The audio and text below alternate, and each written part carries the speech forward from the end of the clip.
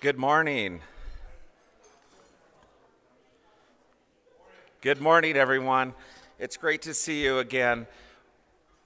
Wasn't yesterday a wonderful day full of amazing sessions and outstanding keynote speakers? This morning, I am honored to introduce one of my colleagues and friends, Colorado State Senator Dominick Moreno. Raised in Commerce City, just up the road, Dominick attended local public schools and earned his bachelor's degree in American government from Georgetown University. After returning from college and with strong family roots in the community, Dominick made the decision to run for city council. Dominick won and served on the city council in Commerce City for 3 years as the youngest council member elected in the city's history. Dominick was later elected to represent House District 32 as the youngest serving member in the Colorado General Assembly in 2012. In just his first session, Dominick sponsored and passed a bipartisan law establishing universal breakfast for kids in lower-income schools. As a result of the investment in ending child hunger, nearly 80,000 more kids in Colorado have access to breakfast before they start the school day. Yes, let's give him a round of applause. After representing Commerce City and neighborhoods in southwest unincorporated Adams County in the State House, Senator Dominick Moreno was elected to the State Senate in 2016. He currently serves as chair of the powerful Joint Budget Committee, vice chair of the Senate Appropriations Committee, vice chair of the Capitol Building Advisory Committee, and as a member of the Legislative Council and Statutory Revision Committee. It is my pleasure to introduce a native son of Adams County and my good friend, Senator Dominick Moreno.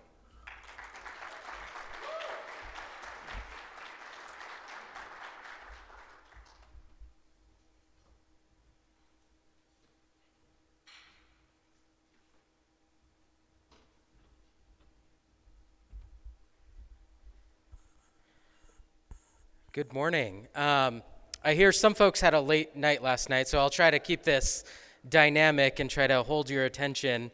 If not, there's an unlimited coffee bar just outside the room, I hear.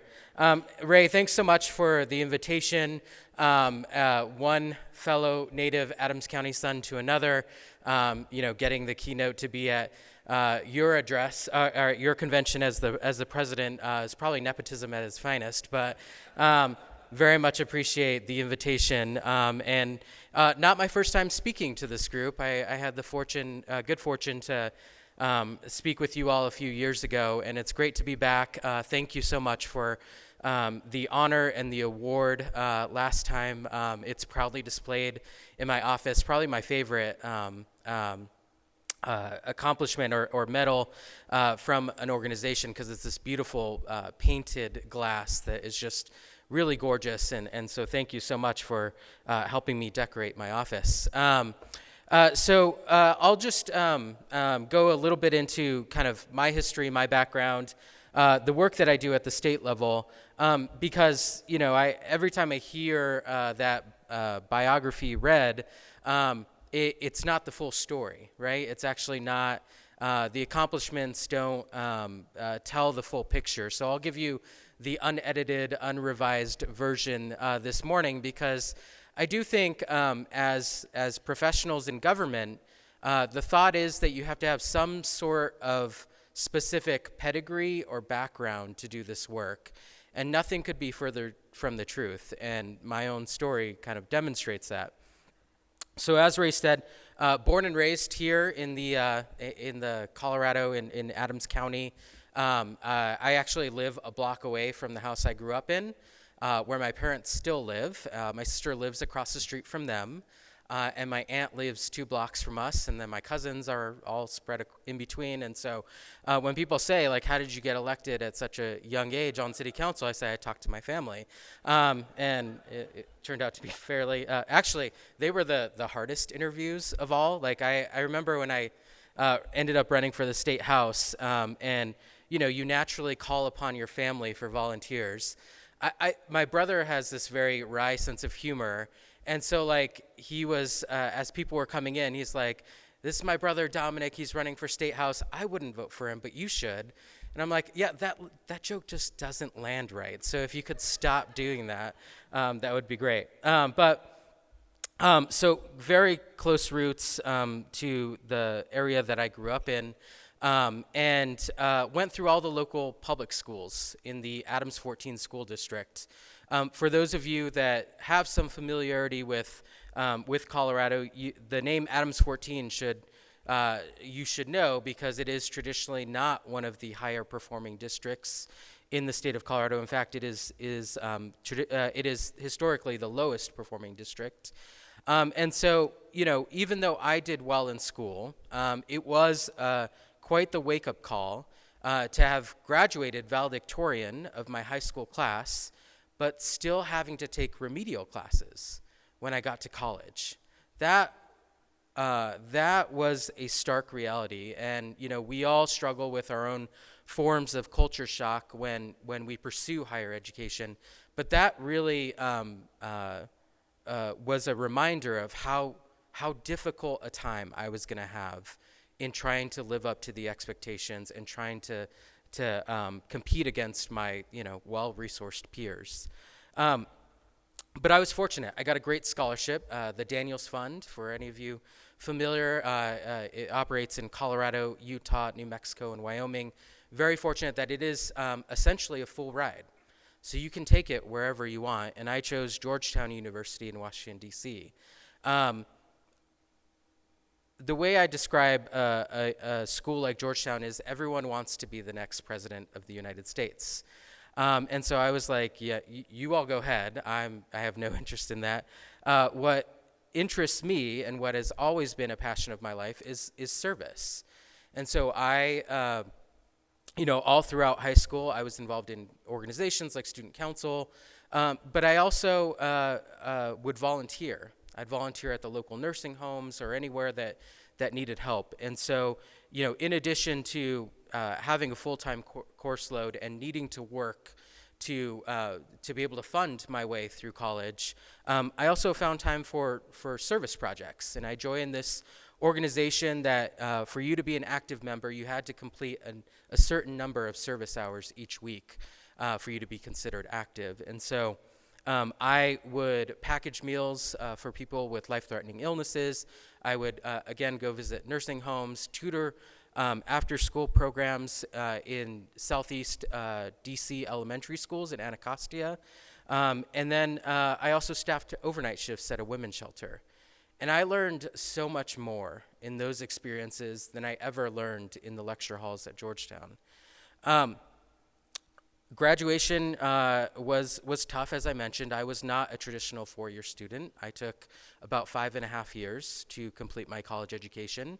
And I got the timing completely wrong, because I ended up graduating in 2008, the height of the last recession.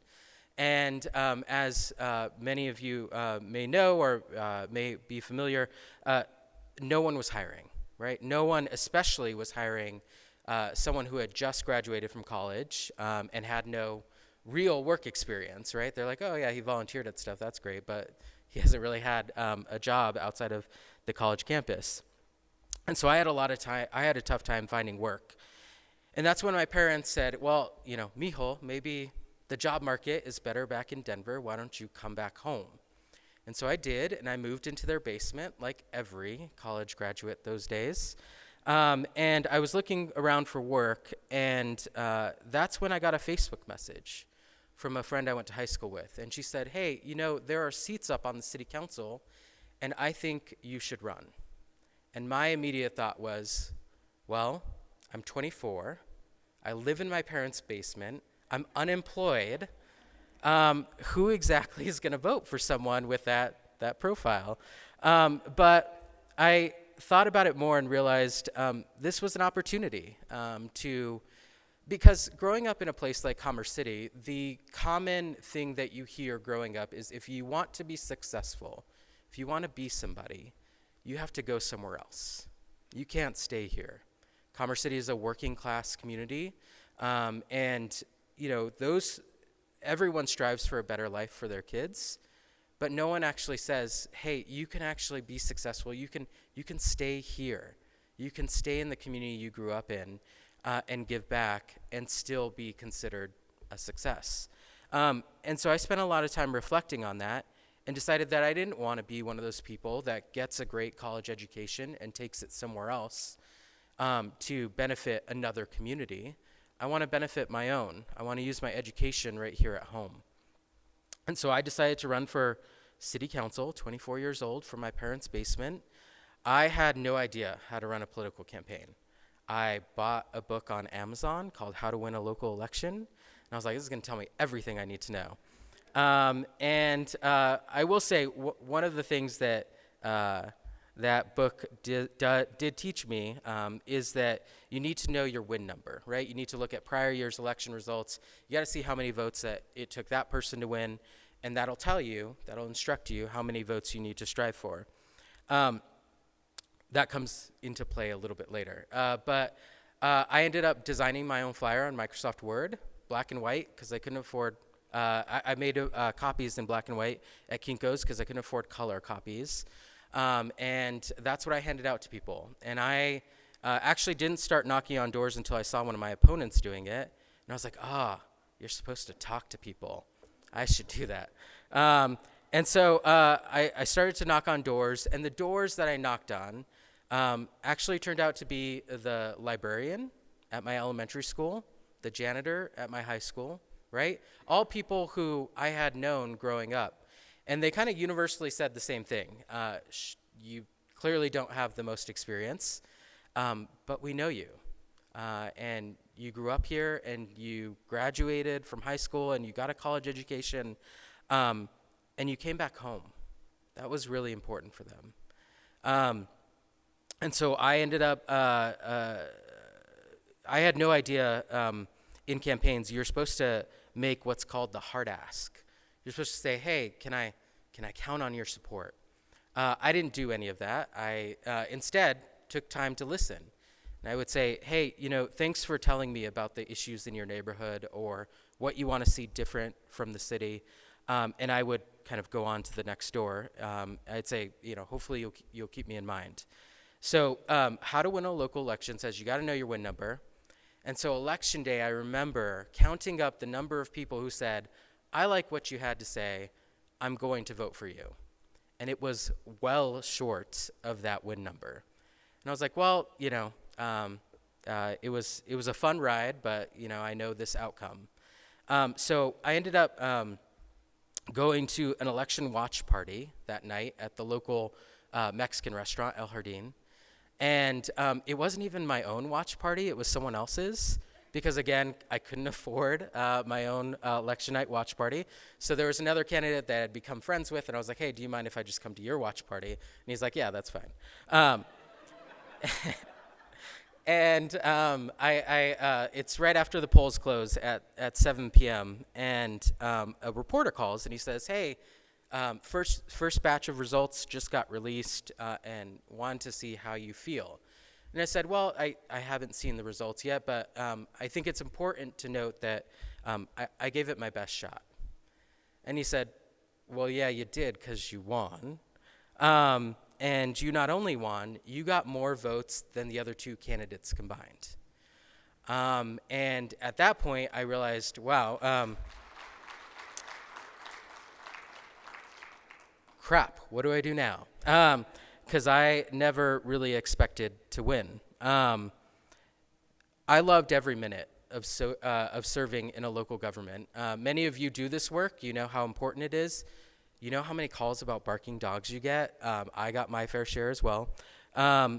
It's important work, and I loved it so much because it is the one level of government where people believe it still works. That if you make a call, you're going to get a call back. And if you need a stop sign at the end of your road, or your park needs to be cleaned up, or your trash didn't get picked up that day, someone's going to solve that problem for you. And maybe they're not the biggest problems, right? But they're important to people's everyday life. So I loved every minute of serving on city council. It's a part-time position in Commerce City. So I needed another job, another form of employment. So I was a legislative aide at the Capitol. And I served as a legislative aide for 2 sessions. And that's where I kind of got the bug for the issues that are discussed at the state level. Issues like healthcare, civil rights, education. Those are issues that you're never going to be able to work on at the local level, and I knew that. And so I decided to run for an open seat in the state house and was elected in 2012. I had a clearly much better idea of how to run a campaign that time around, and served in the House for 4 years. Ray mentioned one of the laws that I worked on that is still the law I'm most proud of, because I was one of those kids that qualified for free and reduced price meals in school. I was one of those kids that never showed up to the cafeteria before the first bell of the school day, because other kids know why you're there. They know that maybe it's because your family couldn't afford to provide you breakfast that day. So for me, the stigma was too much. But we designed a program where every kid gets treated the same. Every kid gets breakfast after the first bell, and no kid has to feel that stigma of needing to rely on their school for a breakfast. So really proud of that work. Ended up spending about 4 years in the House and then was elected to the Senate in 2016. I am now 36, and I am not the youngest anything anymore, which has been really hard to get used to, but have now spent over a decade in elected office. And it's been a very quick, wild ride. It's been a lot of fun. But I'm actually, I was reelected in 2020, and I'm officially term limited. I've got 3 years left.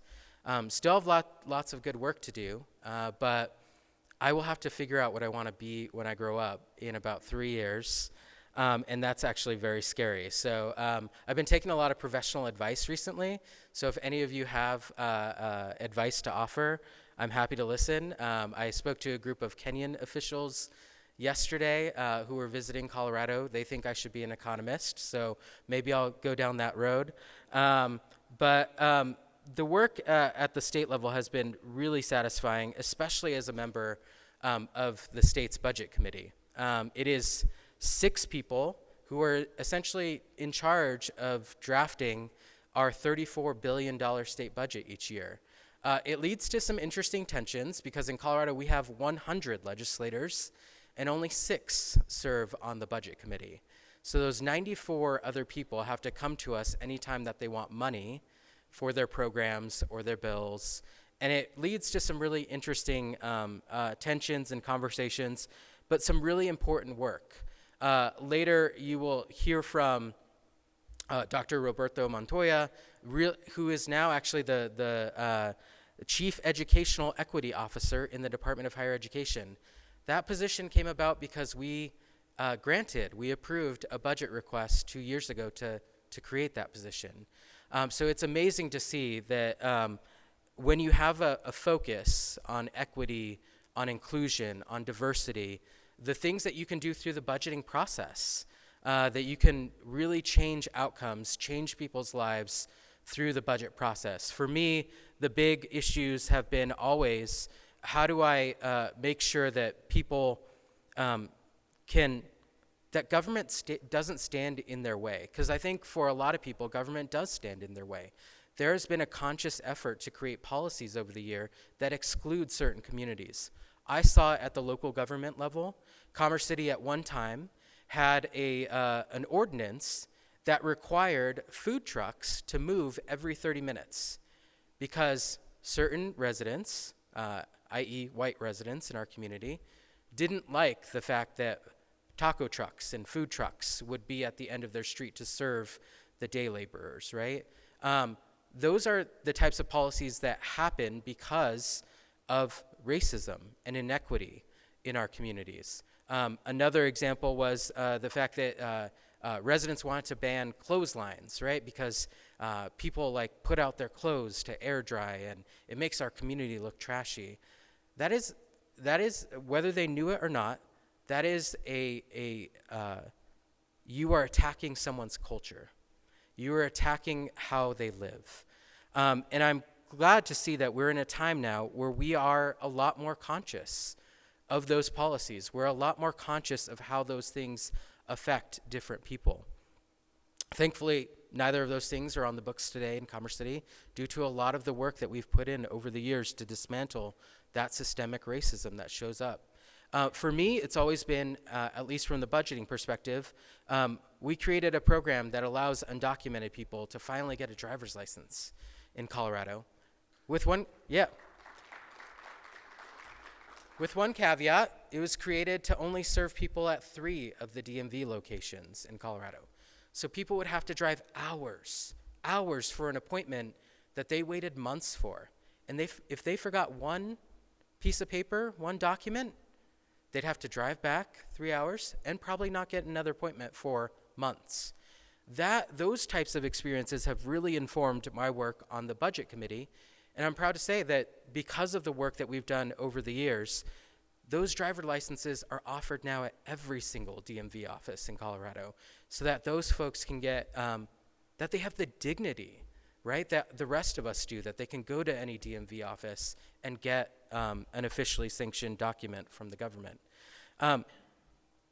including, other really vital documents. I've worked on making sure transgender folks can get a document that actually reflects their gender identity.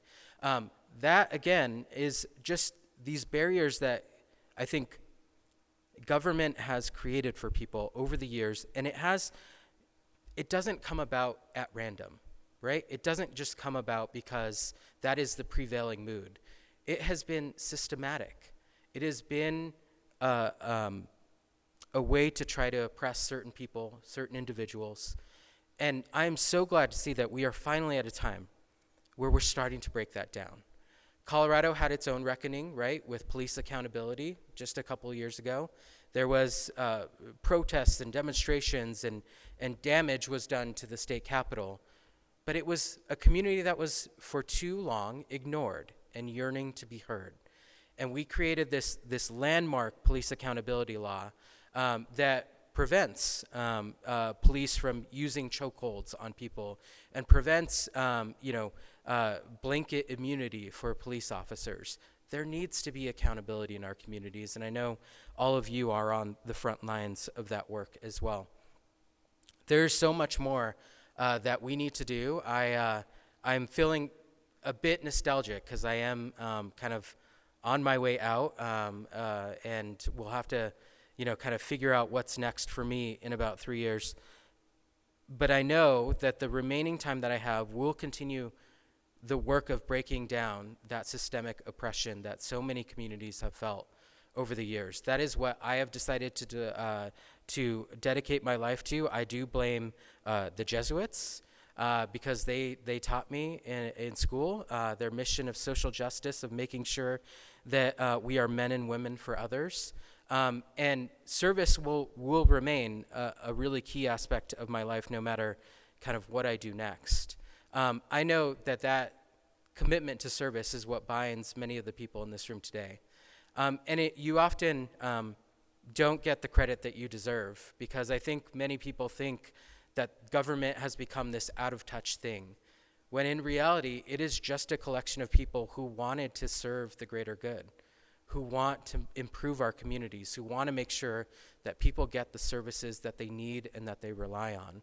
So I just want to take the opportunity to thank you for the work that you do, for taking space to have these conversations. I looked at the agenda, some really important work, some really important discussions that you don't often see at other conferences. I've attended a lot of conferences in my life, and there comes a time where the instruction, right, the material is so broad that it actually isn't applicable in any way for any of us in our communities. But looking at this agenda, this conference is different, and the conversations that you're having are different.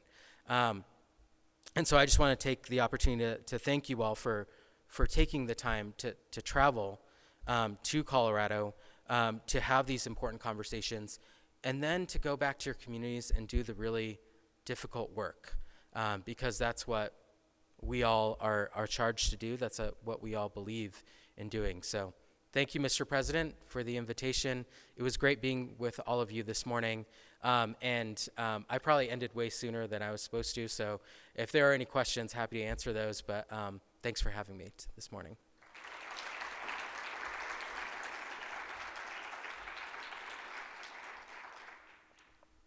All right, I'm not, yes.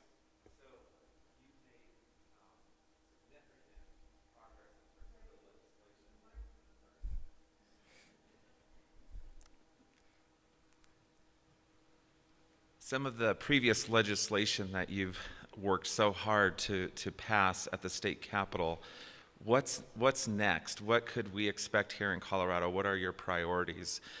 Just to remind some of the folks virtual and here, through COVID, we found that our state statute tied our hands behind our back, and we weren't able to address the immediate needs of our business community. So we met with Senator Moreno, and he introduced a state statute that now gives us that authority to basically allow businesses to register with us so that we could have contact information. And I just want to publicly thank you for that, just because our vision in the county is to be the most inclusive and innovative county in America for all families and businesses. And so that piece of legislation was really important for us so that we could really provide the technical assistance and support that the business community needed. So I want to thank you for that. But what's next for you? What's a priority for you this next year? Thank you for that. And,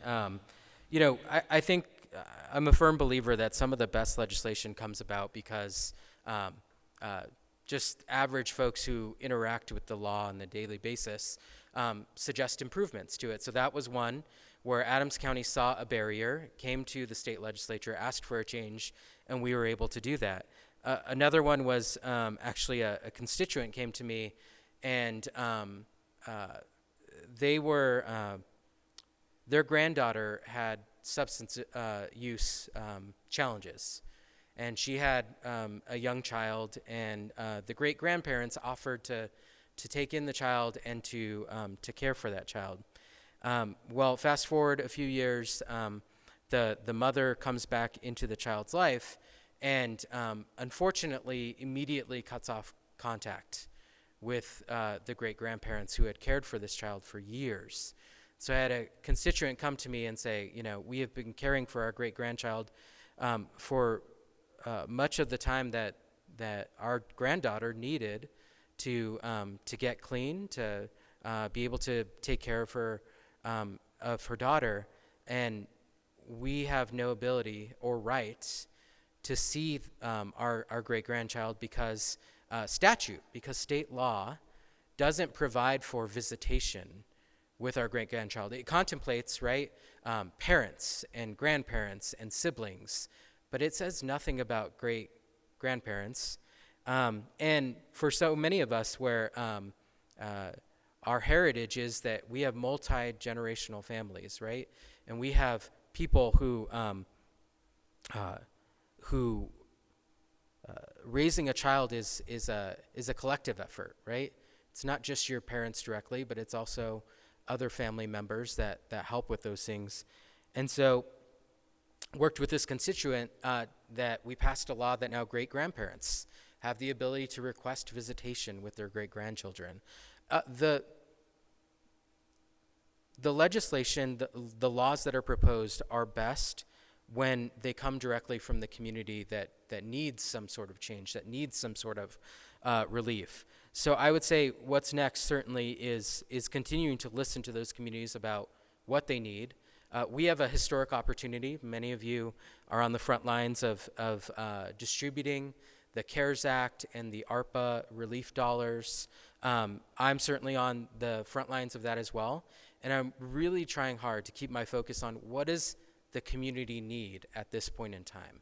Who are the workers, the people who have been left behind through this pandemic? We saw, right, firsthand that some frontline workers it was never an option for them to be able to stay home and to protect themselves and to put their health and their family's health first. So top of mind for me is what comes next, and how we distribute these dollars is how do we acknowledge the service of those frontline workers, of the ones who kept this economy going while we were through this pandemic, but didn't have access to paid medical or family leave, didn't have access to any of the benefits that came out of the federal government distributing additional dollars to local governments. So that's going to be my focus. I think my immediate focus for the next couple years is making sure that the assistance, the help gets to those frontline workers. And then beyond that, certainly want to continue everything that we can to, again, break down those barriers, break down that oppression that's been, systematically put into our state law and into our local laws over the years.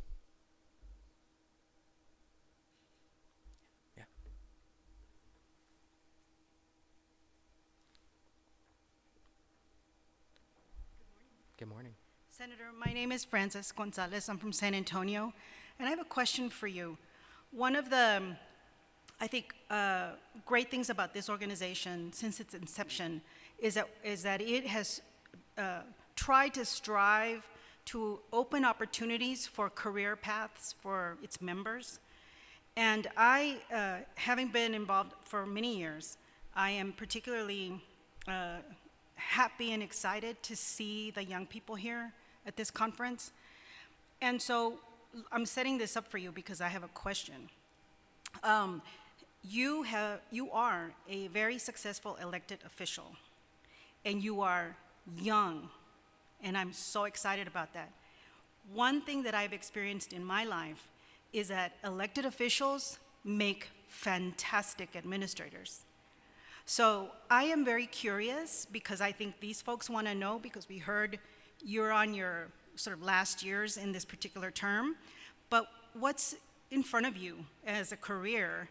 Where are you going to continue to contribute? And elected office isn't the only option for you. You are tremendously talented. So I'm just very curious, and maybe these folks are too, but what are you thinking about? Yeah, I appreciate that question. This is part of the things that I'm trying to reflect on and be thoughtful.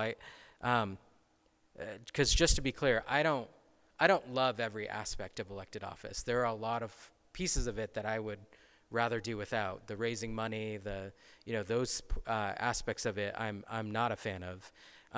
But I am trying to reflect on what I do love about this position.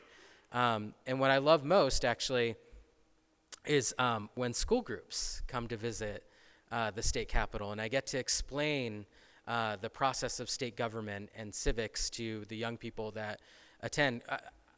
Selfishly, actually, I love it because I outline a problem for these young people, and they just come back with, well, why don't you just do this? And I'm like, oh yeah, why don't we just do that? It would never work. Like, great thinking, right? You're thinking outside the box. Because, they don't have any understanding of entrenched interests, of barriers, of anything like that. They just find a solution and they tell you about it. And I love that thinking. And so one of the things that I have considered is possibly going into teaching in some way, either at the high school level, at the college level, just getting to interact, right, with those young minds that have such unique ways of viewing the world and its problems. So that's been certainly a consideration. I would say grappling, having this like interpersonal struggle of how much longer actually I can stay in elected office, because it does come at a personal toll for some of you or any of you who have served in it. It is a very public-facing position, and so you don't really have a personal life in any way, right? You're always on. Your phone number, my cell phone, is the first thing that comes up when you Google my name, and so people call any time of the day or night. Had my fair share of 3 a.m. calls as well. That after a decade, right, is a bit wearing. And so trying to figure out if elected office is still my passion, because I also think, just to be frank, power does strange things to people. And I've seen it firsthand at the Capitol. People who came in with a certain mission, a certain intention of service, and instead get accustomed, right, to being called senator. And, oh, people think I'm important. And that does something to people. And I made a commitment long ago that I would not. I would do my best to never be one of those people. Because I think I don't ever want to forget about the reason I originally ran for office.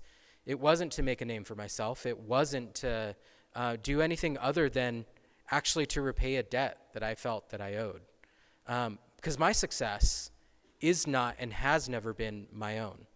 There were people who invested in me throughout my life, my teachers, my parents, the school personnel. Everyone wanted to see me be successful and did everything in their power to make sure that would happen. So my success is not my own, and I owe it to those folks that I give a piece of my life back to repaying that debt, that I pay it forward in a lot of ways. So that's what I'm going to try to remain my focus as I contemplate these next steps. And again, if any of you have professional advice, I've been taking it from virtually anyone, so would love to hear your thoughts.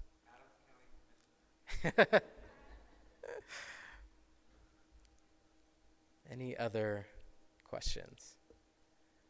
All right. Well, thank you again for having me this morning. It's been a pleasure talking with you.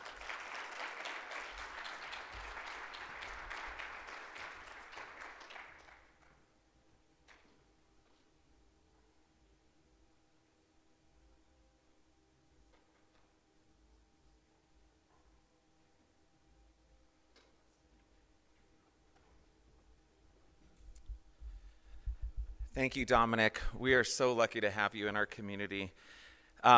We ended just about early, right, Karen? So I think what we'll do is just break for a networking break. If you'd like to have an individual conversation with Senator Moreno, I'm sure that he'll stay for a few minutes afterwards before his busy day. I'd encourage you all, try to introduce yourself to someone you don't know. That's the purpose of these events. And thank you again, Dominick, for that inspirational speech. We'll see you at the concurrent sessions. Thank you.